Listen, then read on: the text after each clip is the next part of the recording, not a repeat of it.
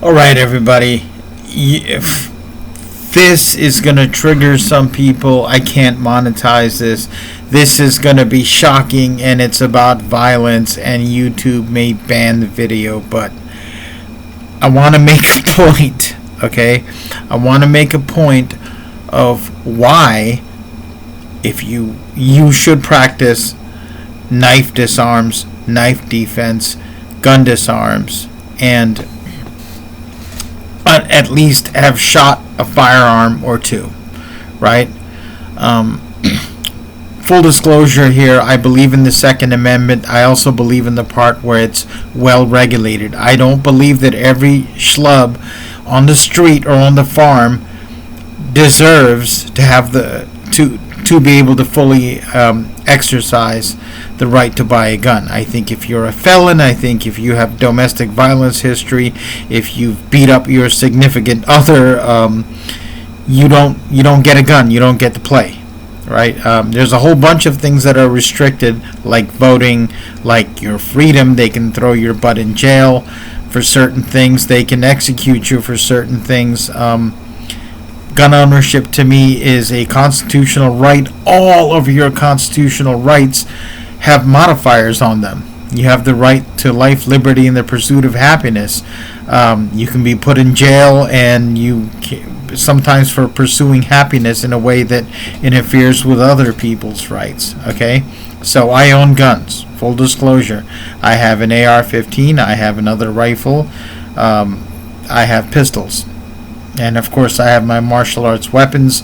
These are all legally bought, legally owned, and I went through background checks and everything for all my stuff. So there it is.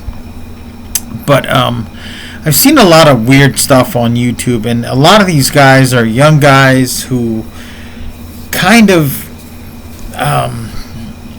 don't talk to previous generations of martial artists, don't talk to people that may have been in these situations, right?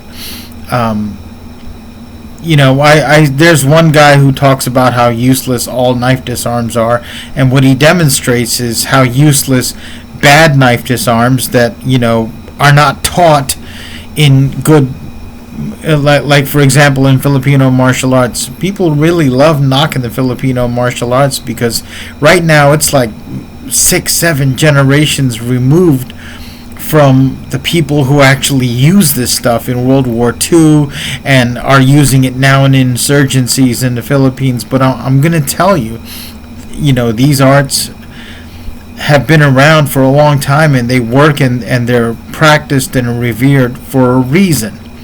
Okay?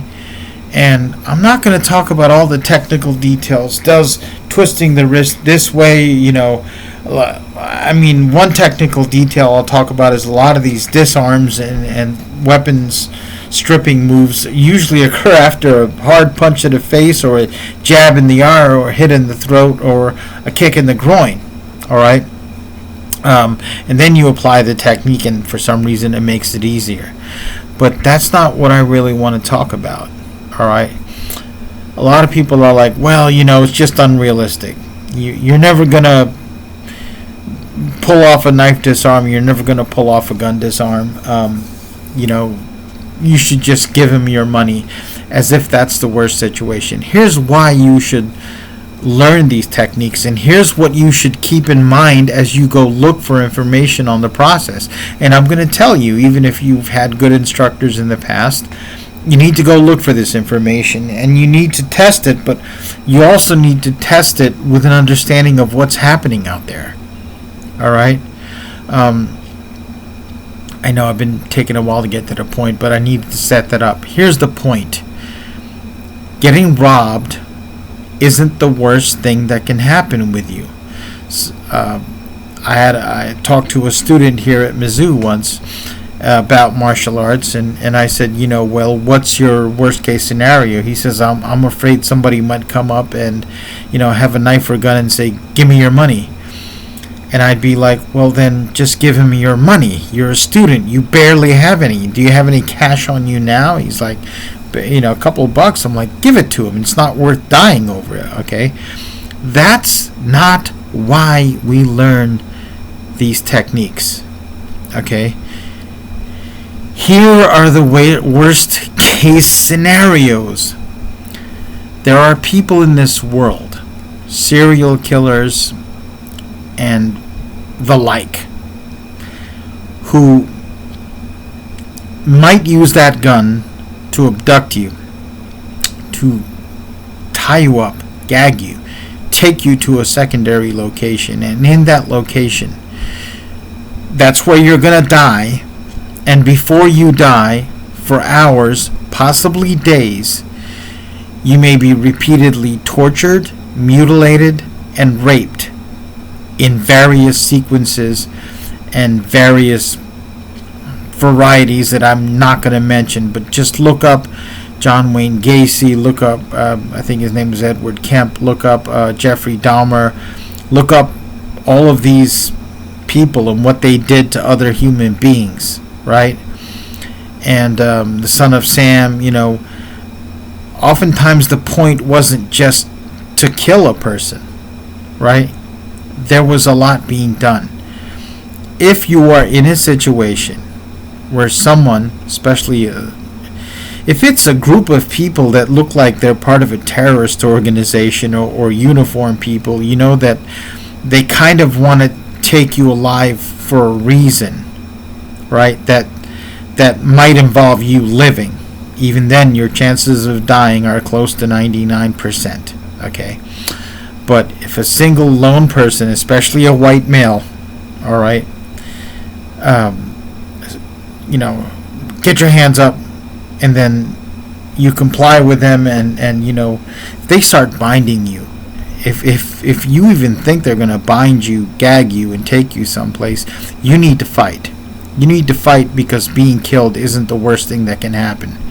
Okay, there are actually degrees of agony that, again, might take days, that are worse than death, that are worse than what's worse than death, that are worse than what's worse than what's worse than death.